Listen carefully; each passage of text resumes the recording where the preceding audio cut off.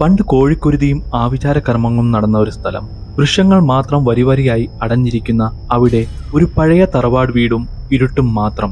നൂറ്റാണ്ടുകളുടെ രഹസ്യം ഒളിഞ്ഞിരിക്കുന്ന ഒരു ഭയാനകരമായ കഥയിലേക്ക് ഏവർക്കും സ്വാഗതം. നമ്മൾ പണ്ട് കേട്ടു പഴകിച്ച പഴയ തറവാടുമായി ചുറ്റിപ്പറ്റി കിടക്കുന്ന ചില പേടിപ്പിക്കുന്ന അപ്രിയ സത്യങ്ങൾ ഒരു പരിധിവരെ ശരിയാകാറുണ്ട്. അത്തരത്തിലുള്ള ഒരു തറവാടാണ് ഇതും. ഈ പ്രദേശത്ത് അങ്ങനെ ആരും തന്നെ പോകാറില്ല. കാരണം പണ്ട് ദുർമന്ത്രവാദങ്ങളും ആഭിചാര കർമ്മങ്ങളും നടന്ന ഈ തറവാട് വീടും തറവാടിനോട് ചുറ്റപ്പെട്ടു കിടക്കുന്ന ഈ 2 ഏക്കറിൽ ഉള്ള വസ്തുവിന്റെ ഒരു തലക്കിൽ നിന്നും മറ്റൊരു തല വരെ ദുർമരണങ്ങൾ സംഭവിച്ചതാണ്. അങ്ങനെ പോകെ പോകെ തറവാടിന്റെ തലമുറ ഇല്ലാതായി. അതും പലരും മരണപ്പെട്ടത് വിഷം തീണ്ടിയും സ്വയം ആത്മഹത്യ ചെയ്തും ആണ്. ദുരാത്മാക്കളും യക്ഷിയും മറ്റും അലഞ്ഞു തിരിയുന്നത് അന്നാട്ടിലെ എല്ലാവർക്കും അറിയാമായിരുന്നു. തറവാടുമായി ബന്ധപ്പെട്ട് കിടക്കുന്ന അവസാന കണ്ണി ഈ തറവാട് വീടും സ്ഥലവും എങ്ങനെയെങ്കിലും കൊടുത്തൊഴിവാക്കാൻ ഉള്ള ഓട്ടപ്പാച്ചിലായിരുന്നു. എന്നാൽ ആ പ്രദേശത്തിന്റെ കാര്യങ്ങൾ അറിയാവുന്ന ആരും തന്നെ അങ്ങോട്ട് അടുക്കുന്നില്ല. ഈ തക്കം മുതലാക്കി അവിടുത്തെ മുതലാളിയായ ചാക്കോ മാപ്പിള ഈ സ്ഥലം ചുളുവിലയ്ക്ക് മേടിക്കാൻ ഉദ്ദേശിക്കുന്നു. സ്ഥലം വിറ്റു പോകാത്തതുകൊണ്ട് തന്നെ നിസാര വിലയ്ക്ക് അത് മേടിക്കാൻ മാപ്പിളയ്ക്ക് കഴിയുന്നു. അയാൾക്ക് വയസ്സ് 65ആയി. എന്നാലും പൈസയോടുള്ള ആർത്തി കാരണം സ്ഥലം പ്ലോട്ടായി തിരിച്ച് കൂടിയ വിലയ്ക്ക് മറിച്ചു കൊടുക്കാമെന്നായിരുന്നു അയാളുടെ ഉദ്ദേശം. അങ്ങനെ ചാക്കോ മാപ്പിള ആ സ്ഥലത്തിലെ മരങ്ങളും മറ്റും മുറിച്ചു നീക്കി. എന്നാൽ തറവാട് മാത്രം പൊളിച്ചില്ല. അതിനും മാപ്പിളയ്ക്ക് ഒരു ഉദ്ദേശമുണ്ടായിരുന്നു. പ്ലോട്ടുകളിൽ പണിയെടുക്കുന്നവരുടെ സാധനങ്ങളും പണിസാധനങ്ങളും മറ്റും സൂക്ഷിച്ചു വെക്കാനുള്ള ഒരു ഗോഡൌണായി അത് ഉപയോഗിക്കാം എന്നായിരുന്നു അയാളുടെ പ്ലാൻ. അങ്ങനെ വർഷങ്ങൾ കടന്നുപോയി. എന്നാൽ മാപ്പിള പഴയതിലും ഉഷാറായി നാട്ടിലൂടെ വിലസി നടക്കുന്നത് നാട്ടുകാരിൽ ചില്ലറ അതിശയമല്ല ഉളവാക്കിയത്. അങ്ങനെ ആ സ്ഥലത്ത് ആദ്യത്തെ പ്ലോട്ടിൽ ഒരു വീട് വെച്ച് മാപ്പിള അത് വിൽക്കാനുള്ള ഒരുക്കം തുടങ്ങി. ആ പ്രദേശത്തെക്കുറിച്ച് അറിയാവുന്ന നാട്ടുകാരും ആ വീട് മേടിക്കാൻ വന്നില്ല. തന്നെയുമല്ല, ആ പുതിയ വീട് ഉണ്ടാക്കിയിരിക്കുന്നത് ആ പഴയ തറവാടിനോട് ചേർന്നും ആയിരുന്നു. ഇപ്പോൾ അവിടെ ആ 2 അനാഥപ്രേതങ്ങളെ പോലെ കിടക്കുന്ന 2 വീടുകൾ മാത്രമേ ഉള്ളൂ. ആ പ്രദേശത്തിന്റെ അടുത്തോടെ പോകുന്ന പലർക്കും പല രീതിയിലുള്ള പേടിപ്പിക്കുന്ന അനുഭവങ്ങൾ ഉണ്ടായിക്കൊണ്ടേയിരിക്കുന്നു. ഇപ്പോഴും പകൽ സമയത്ത് പോലും ആ പ്രദേശത്ത് ഒരു ഭീകരതയും ശവം കരിയുന്ന പോലത്തെ ഒരു മണവും ഉണ്ട്.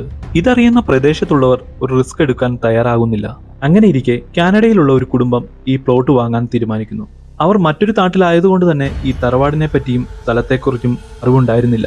അങ്ങനെ കുറച്ചുനാൾ കഴിഞ്ഞപ്പോൾ കാനഡയിലുള്ളവരുടെ ജ്യേഷ്ഠനും ഭാര്യയും മകളും ഈ വീട്ടിൽ താമസിക്കാൻ എത്തുന്നു. ഈ വീടിനെ കുറിച്ചോ പ്രദേശത്തെക്കുറിച്ചോ അറിവില്ലാത്തതുകൊണ്ട് തന്നെ അവർക്ക് അവിടെ ഒരു അവിശ്വസനീയതയും തോന്നിയില്ല.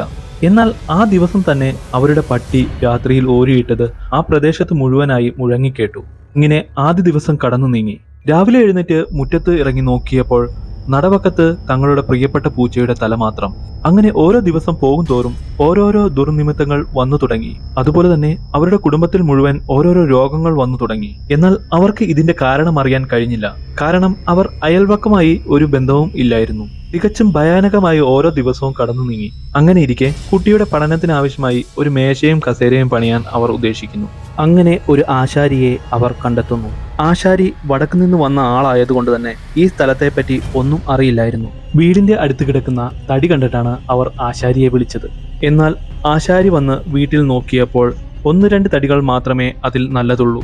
ഈ കാര്യം ആശാരി അവരോട് പറയുകയും ചെയ്തു. അപ്പോൾ അവർ പറയുന്നു, ഒരു തടി മുഴുവനായി നമുക്ക് നോക്കാമെന്ന്. എന്നാൽ ആശാരി പറയുന്നു, ഒരു തടി മുഴുവനായി വേണ്ട, 1-2 തടി കിട്ടിയാൽ മതി. അപ്പോഴാണ് അവർക്ക് ആ തറവാട്ടിലേക്ക് ശ്രദ്ധ പോയത്. ആശാരി പറയുന്നു, അതിനകത്ത് നല്ല കാതലുള്ള തടികൾ ഉണ്ടാകും, നമുക്ക് 2 തടി അവിടെ നിന്നും എടുക്കാം. അവർ എല്ലാവരും തലകുലുക്കി സമ്മതിക്കുന്നു. അങ്ങനെ അവർ അങ്ങോട്ട് നടക്കുന്നു. അവിടെ കയറിയതും ആശാരിയുടെ കാലിൽ ആണി തറച്ചതും ഒരുമിച്ചായിരുന്നു. അത് സാരമാക്കാതെ അവർ മുന്നോട്ട് പോകുന്നു. തറവാട് വീടിന്റെ മുൻവാതിൽ പതുക്കെ തുറക്കുന്നു. അടഞ്ഞു കിടക്കുന്ന പഴയ വീടായതുകൊണ്ട് തന്നെ മുൻവാതിൽ തുറന്നതും നല്ല ശബ്ദത്തിൽ അവരുടെ മുഖത്തുരസി കുറെ വവ്വാൽ കൂട്ടം പുറത്തേക്ക് ചാടി. അവർ അത് കാര്യമാക്കാതെ മുറിക്കുള്ളിലേക്ക് കയറി. എന്നാൽ എത്ര തിരിഞ്ഞിട്ടും ഒരു തടി പോലും കിട്ടിയില്ല. അവസാനം ആശാരി ഒരു അറ കാണുന്നു. എന്നാൽ ആ അറയുടെ വാതിൽ മുഴുവൻ ചരട് കൊണ്ട് ബന്ധിച്ചിരിക്കുന്നു. അതൊന്നും കൂസാതെ ആശാരി ആ ചരട് മൊത്തവും വലിച്ചെറിയുന്നു. എന്നിട്ട് ആശാരി അകത്ത് കയറി നോക്കിയപ്പോൾ അന്താളിച്ചു പോയി. എന്തെന്നാൽ ആ മുറിക്കുള്ളിൽ കുറെ തടികൾ നിരനിരയായി പട്ടുടുപ്പിച്ച് കുത്തി നിർത്തിയിരിക്കുന്നു. ആശാരി ആ തടി കണ്ടതും അതിൽ ആകൃഷ്ടനായി. നല്ല കാതലുള്ള തടി, ഇത് ഒരെണ്ണം മതി നമ്മുടെ കാര്യങ്ങൾ നടക്കാൻ, ആശാരി മനസ്സിൽ വിചാരിച്ചു. എന്നാൽ ഏതോ മന്ത്രവാദി യക്ഷികളെ തളച്ച ഒരു തടിയായിരുന്നു അത്. അവർ ആ തടിയെടുത്ത് വീട്ടിലേക്ക് കൊണ്ടുപോകുന്നു.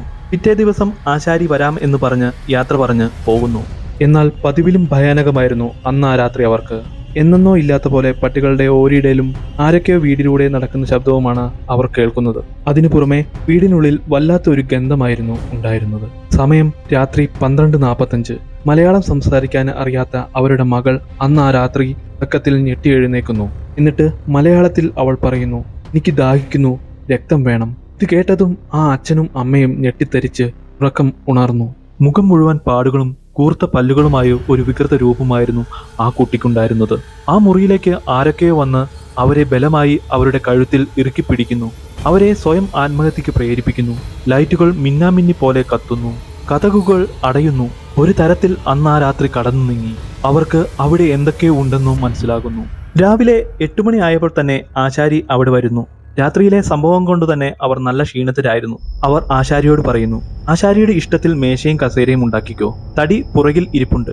അങ്ങനെ ആശാരി തടിയുടെ അടുത്തെത്തി പണി തുടങ്ങുന്നു. പണി ചെയ്തുകൊണ്ടിരിക്കവേ ആശാരിയുടെ ശ്രദ്ധയിൽ ഒരു ആണി കാണുന്നു. തടിയുടെ ഉള്ളിൽ ആണി തറച്ചു കിടക്കുന്നത് കണ്ട് ആശാരി ആ ആണി ഊരാനുള്ള ശ്രമം തുടരുന്നു.